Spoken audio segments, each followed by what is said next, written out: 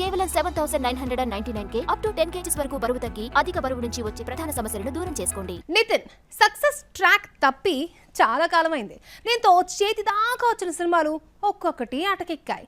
Hit సంగతి తర్వాత ముందు నెక్స్ట్ మూవీ ఏంటి అన్న డౌట్కి సమాధానం దొరకడానికి 8 నెలలు పట్టింది.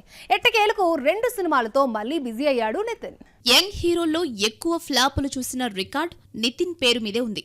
ఏ హీరో అయినా 4-5 ఫ్లాపులు పడితే ఫేడౌట్ అయిపోతాడు.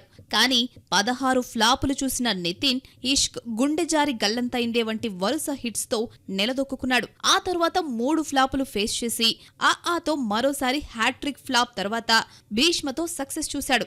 ఆ తర్వాత మళ్లీ ఇంతవరకు సక్సెస్ చూడలేదు. భీష్మ హిట్ తర్వాత నితిన్ 7 ఫ్లాపులు ఫేస్ చేశాడు. చెక్, రంగ్ దే, మాస్ట్రో, మాచర్ల నియోజకవర్గం, ఎక్స్ట్రాడినరీ మ్యాన్, రాబిన్ హుడ్, తమ్ముడుతో ఫ్లాపులు క్యూ కట్టాయి. డబుల్ హ్యాట్రిక్ ఫ్లాప్ తర్వాత నితిన్ కెమెరా ముందుకు రావడానికి 8 నెలలు పట్టింది. తమ్ముడు తీసిన దిల్ రాజు, నితిన్ దర్శకుడు వేణు కాంబోలో ఎల్లమ్మ మూవీ ప్లాన్ చేశాడు.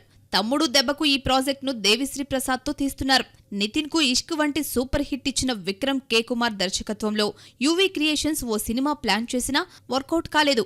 నితిన్, శ్రీను వైట్లతో మైత్రి మూవీస్ ఓ సినిమా కమిట్ అయింది. ఇందులో హీరోగా నితిన్ పేరు బయటకొచ్చినా చివరికి శర్వానంద్ ఫైనల్ అయ్యాడు. కొన్ని నెలలుగా నితిన్ సినిమా డైరెక్టర్ గా 3-4 దర్శకుల పేర్లు వినిపించినా ఒక్కరూ సెట్ కాలేదు. చివరికి విఐ ఆనంద్ లో నటిస్తున్న సినిమాను అఫీషియల్ గా ప్రకటించారు. ఎక్కడికి పోతావు చిన్నవాడా ఊరు పేరు భైరవకోనతో సక్సెస్ కొట్టిన ఆనంద్ అయినా నితిన్ ను ఫ్లాపుల నుంచి బయటపడేస్తాడేమో చూడాలి మరి. లేటెస్ట్ బర్త్డే సందర్భంగా సితారా ఎంటర్టైన్మెంట్స్ నితిన్ తో సినిమా తీస్తున్నట్లు ప్రకటించింది.